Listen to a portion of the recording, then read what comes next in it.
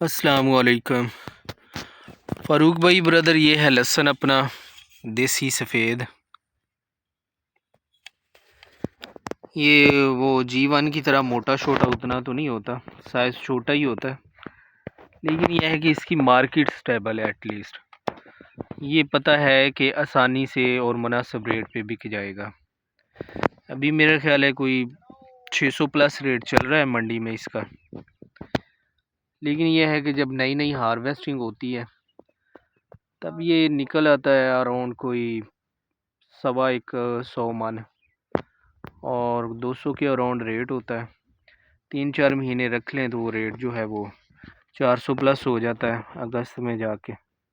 फसल अच्छी है अल्हम्दुलिल्लाह। ये भी पानी अभी फ्रेश लगा हुआ है इसको।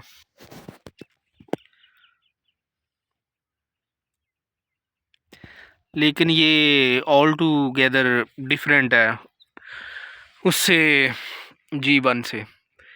ये साइज़ भी छोटा ही होता है इसका और पौधा भी मुनासिब सही होता है, इतना फैला हुआ और बड़ा नहीं होता।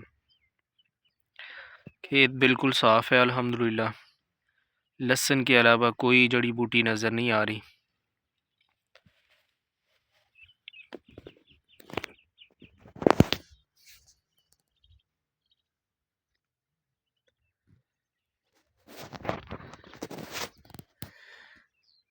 ये बड़े वाला एकड़ है,